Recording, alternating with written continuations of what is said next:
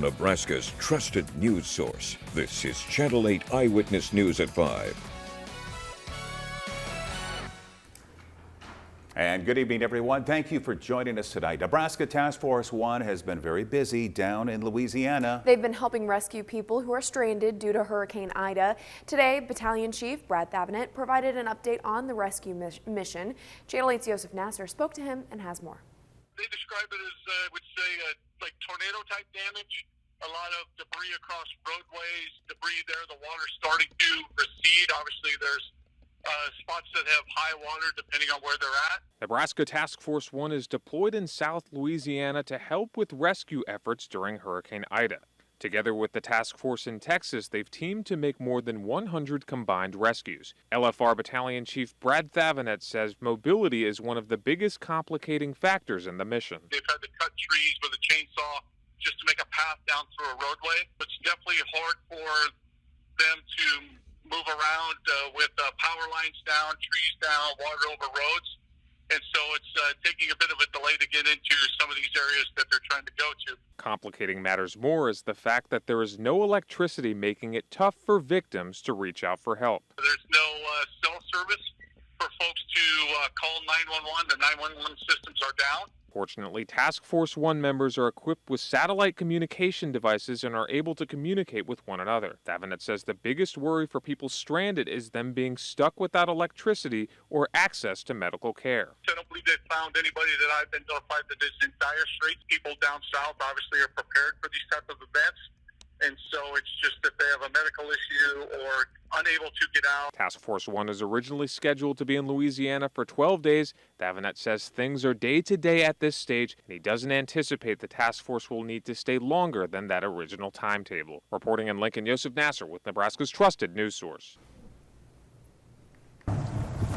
At least 5 people have now died from Hurricane Ida. Louisiana's governor is warning residents that it could be a month before power is restored to flooded communities.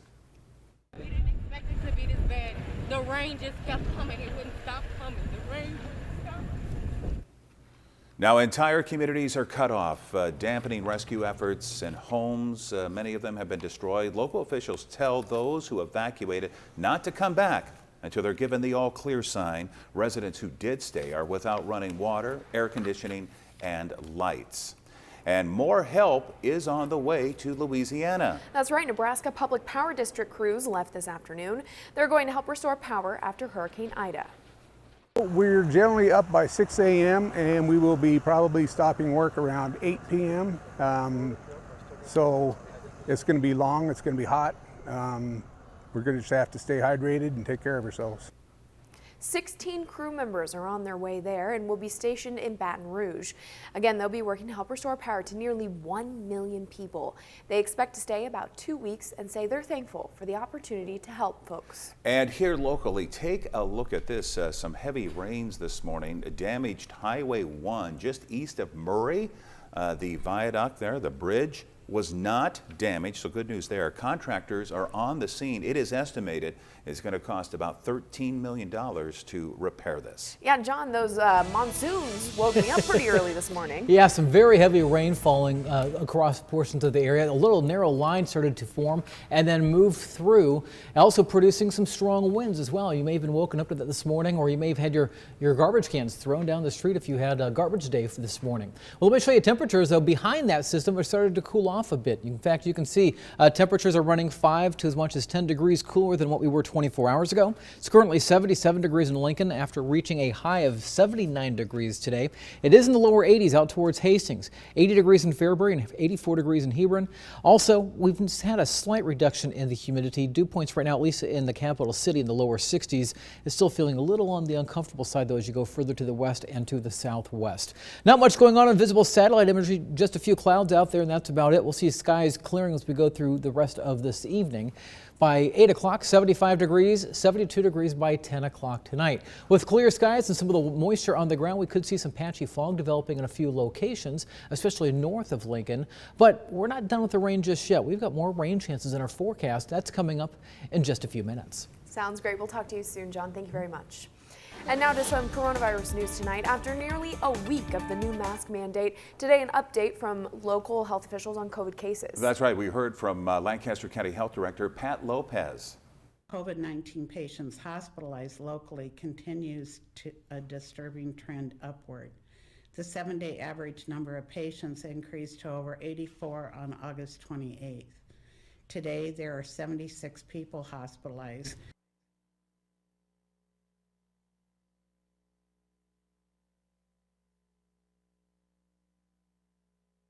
22 of those deaths were among unvaccinated people. We average 125 new cases a day, but Lopez says the increase is slowing down, so good news there. Lincoln hospitals are still strained, but there are no new mandates. There's no change in the risk dial announced at this time, but keep in mind the mask mandate is still in place until the end of September. The FDA is alerting stores and consumers about the dangers of taking an animal drug to treat COVID-19. Yeah, you may have heard about this. They want customers to stop using ivermectin.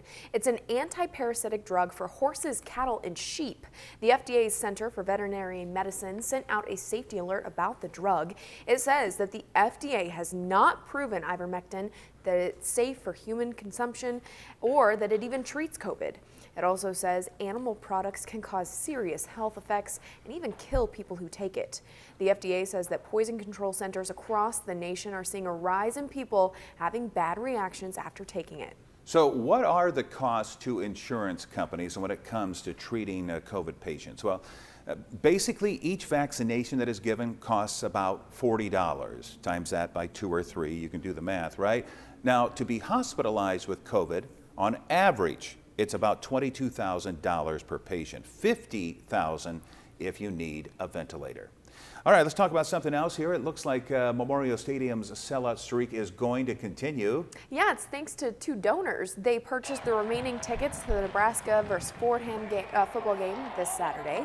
The tickets are being used for what the university is calling the Red Carpet Experience, which will provide complimentary tickets to underserved youth across the state. On a related note, the football team revealed its alternate uniform for this season in a special video today. That's right. It shows lineman Damian Jackson right there. He's a former Navy SEAL. He's wearing the alternate uniform. He salutes first responders towards the end of the video. It's an emotional one, and I'll tell you what, you can see the sign there, thank you first responders, and that's really the goal with this. You can see this video in its entirety on our website, klkntv.com. Yeah, I saw multiple people commenting on social media that the video, made them emotional, tear up. Yep. So a lot of good reactions, not only to the video, but to the design of the alternate uniform. Do you like them, Rod? I'm okay with it. You're okay? Okay, maybe we've had some better ones in the past. I think the message behind this is what I really, really respect and like. Yes, you can't really tell, but in the uniform there's a very subtle, almost camo print to it, which is of course a nod to first responders and our uniform men and women. But again, I think they're pretty neat. The team will be wearing them against Buffalo on September 11th, which of course is the 20th anniversary of 9/11. And speaking of that, to international news now, President Biden says it was a unanimous recommendation from military joint chiefs to pull all U.S. troops from Afghanistan. But now diplomatic efforts are taking place to reopen the Kabul airport for American citizens and thousands of Afghan allies that didn't get out by the time of the deadline. Here's more from ABC's Faith Abube.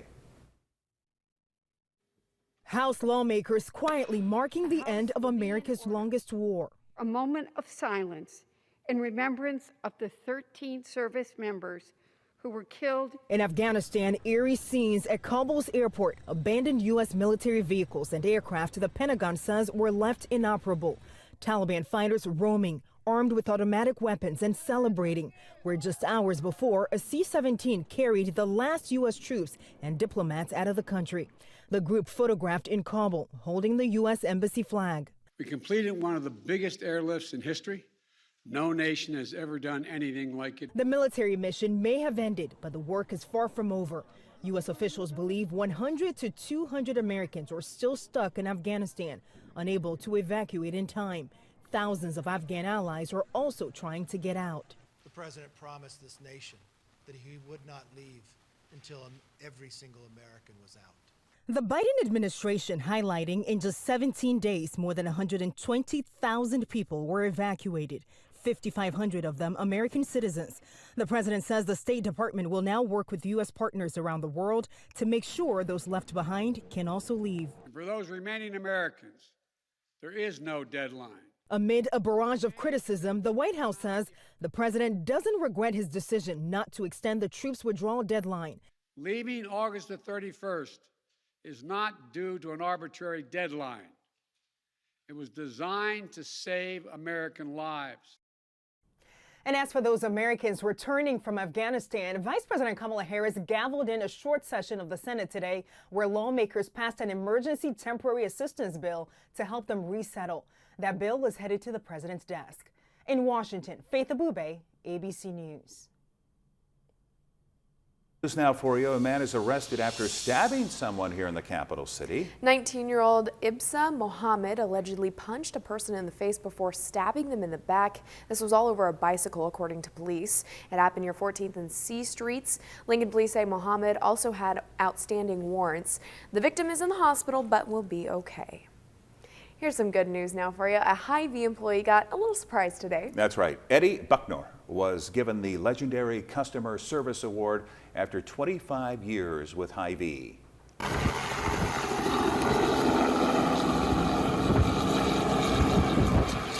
So you're saying, what did that helicopter have to do with this story? Well, Bucknor was awarded with a helicopter ride around Lincoln. The store manager, Phil Savage, also gifted Bucknor a $5,000 travel certificate.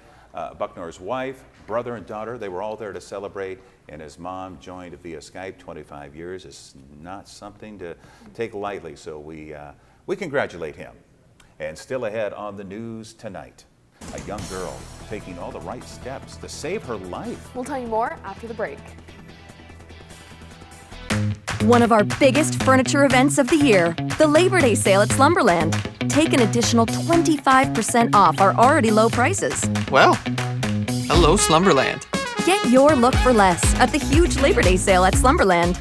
Your computer is a lifeline. You use it to check in with people you love. You use it to help take care of them, even if they're far away. So, if you're taking care of your loved ones, who's taking care of your computer? Schrock Innovations has consistently been rated the top computer repair company in the Midwest because our team cares about the investment you made in your computer. And we're here to make sure that investment is a good one. Whenever you need help, wherever you need it, Schrock Innovations makes your computer work for you. So with the 3 kids at home, there was a lot of times when the internet would cut out, wasn't working correctly, and so it was really vital for us to find an internet that was reliable and something local where we could pick up the phone, call somebody, get some help, and that's why we decided to switch to Allo. One of our favorite features about Allo is definitely the speed. It's not unusual for us to have 5-6 devices going on in our home at the same time, and nothing is interrupted, everything works, so that's definitely been a positive. If you're driven by luxury or driven by fun, Duto Chevrolet is driven by you. It's the Chevy Open Road event. Our most popular vehicles now available with sign and drive leases or 0% for up to 72 months. You could lease with nothing due at delivery or finance with no payments for 90 days. Become a part of the Duto family today. Online anytime at DutoChevrolet.com.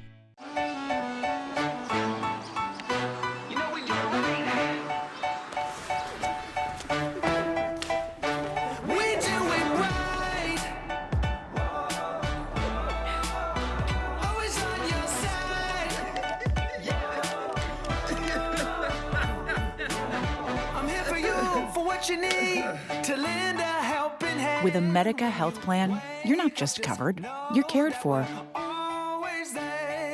Incredible savings on mattresses during our Labor Day sale now at Slumberland. Sealy Posturepedic all on sale, starting as low as $4.99. And we're one of the only stores reducing waste through our mattress recycle programs. Shop now at Slumberland. This news segment is brought to you by Berry Law.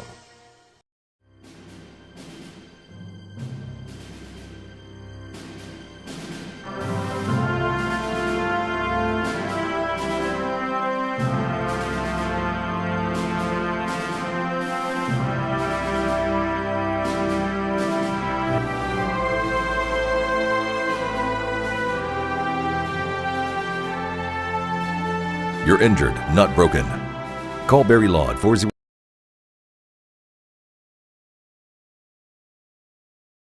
A registered sex offender in Utah is behind bars tonight after attempting to kidnap and rape a 10-year-old girl. Adam Herberts reports.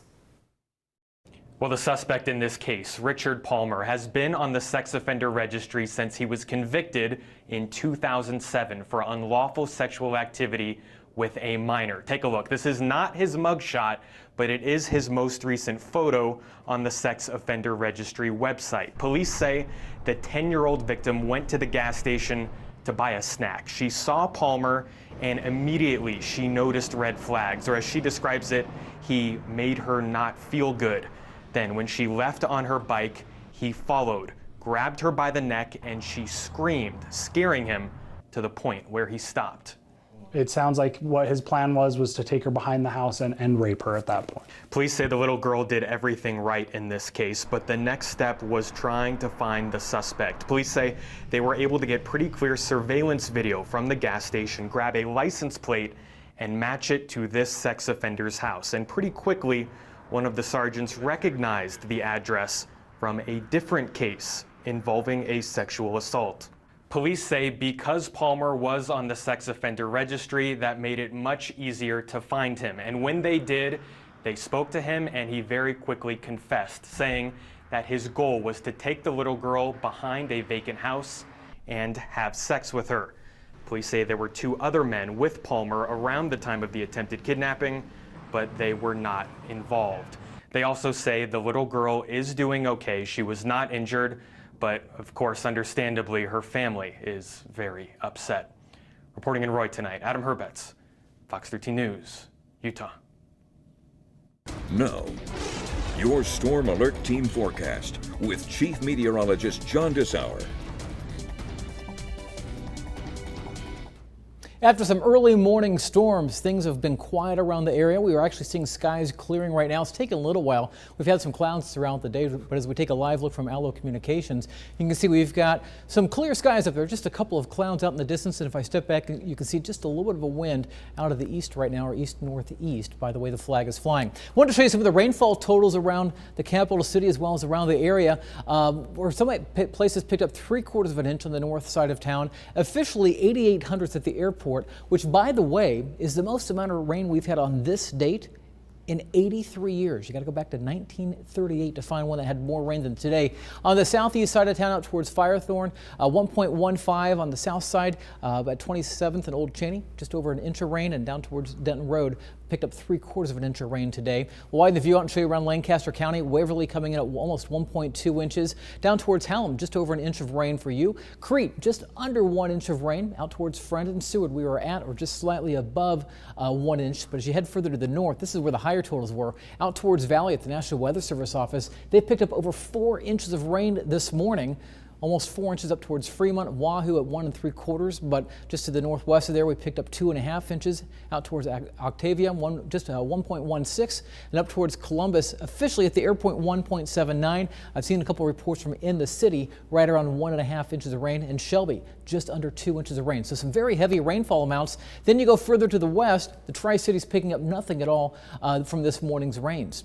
Now, temperature-wise, we are cooler, running about 5 to 10 degrees cooler than this time yesterday. So right now we're sitting in the 70s. It's actually not too bad outside. Temperature-wise, it is a little on the humid side. It's not as humid as yesterday. Dew points are sitting in the lower to mid 60s. So not terribly bad right now in Lincoln with 70s and a dew point of 63.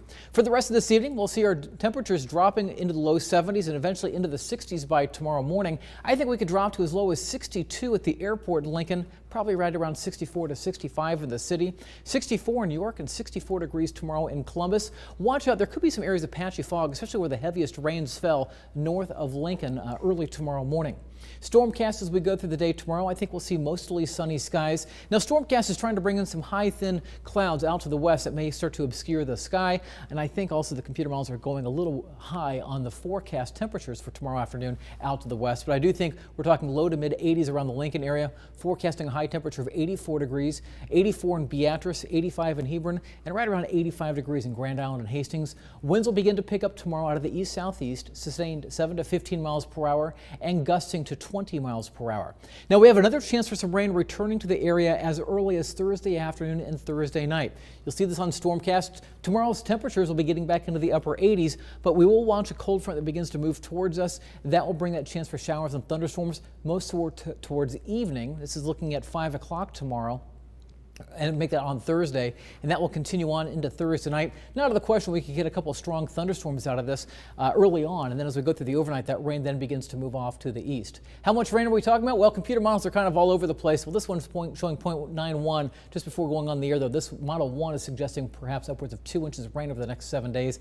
That's probably a little on the heavy side. So evening thunderstorms coming on Thursday, some morning rain possible Friday, morning showers possible again Saturday morning. Right now, most of Labor Day is looking pretty nice. 82 degrees by Sunday afternoon. Labor Day itself, maybe just a touch warmer, high of 85 degrees. And then another cold front comes through and we'll see temperatures back into the middle to upper 70s for much of next week. So it should be pretty comfortable. All right, John, thank you very much. In other news now, it looks like the controversial health education standards could be postponed. That's right. The State Board of Education is expected to vote on this on Friday. The proposed sex ed standards, as many of you know, has been very controversial. Now, state education officials say one reason that they're pushing to postpone it is because of the demands that COVID-19 has placed on school districts right now. Do you agree with delaying the program? It's our poll of the day. Or do you think it should be implemented, or should the board never approve it? Well, right now, as far as votes, 8% say the board should postpone it, 33% say that it should be approved, and 59% say it should never be approved. You can still vote on our website, klkntv.com. In national news, Mike Richard, the newly chosen host of the game show Jeopardy, who then stepped down, is now losing more jobs. That's right. He has now been cut out of his executive producer role for Jeopardy, as well as for the popular game show Wheel of Fortune. Sony produces both shows. This is all because of sexist comments Richards made about women on a podcast back in 2014. Now, when it comes to kids, many parents threaten to take away video games if they play them too much, right? But in China, they now have some new restrictions. Kids under the age of 18 will now only be allowed 3 hours of online gaming a week, 1 hour a day per weekends and holidays between 8 and 9 p.m. This is all part of Beijing's crackdown on gaming addiction. Well, Tesla has one, and now Hyundai is trying out a robot car. That's right. The Robotaxi is an all-electric, computer-driven car. Hyundai says it can safely operate without a driver, but passengers will have some control over the vehicle, and they can interact with it to do different things like make extra stops. Lyft plans to use Robotaxi starting in 2023. Some small decreases on Wall Street today. The Dow falling 39 points, NASDAQ down just 7. Here are your numbers. You're watching Channel 8, Nebraska's trusted news source. Tonight, the end of the longest war. What's next?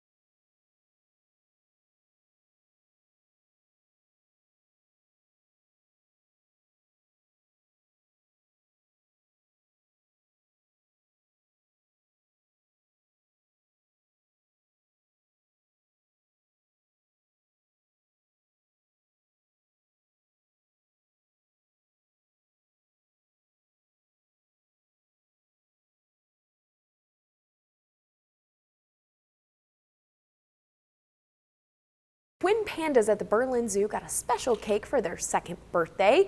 Pitt and Paul enjoyed the treat made of carrots, beetroot, and bamboo while visitors watched. Zookeeper Anja said the cake was surrounded by other edible treats. She also talked about the joy the panda cubs have brought to many, many visitors. I never get tired of watching the panda videos. I know. They're so cute. And I never get tired of hearing from John Disseller and with a final check of our forecast. You can hold I had to segue somehow, John. Hold the bamboo, though. I'm okay without that. Right. We know you don't like your veggies. I don't need that kind of fiber, no. Hey, temperatures around here right now, not really too bad this afternoon as we head towards the evening hours. Temperatures middle to upper 70s right now, at least around Lincoln, and around the rest of the area. You can see we're sitting mainly in the mid 70s. For the rest of this evening, we'll see our temperatures dropping 75 by 8, 72 degrees by 10. All right, thanks, John. Thank you all for joining us. World News is next. We'll see you back here at 6. Closed captioning on Channel 8 Eyewitness News is brought to you by Christensen.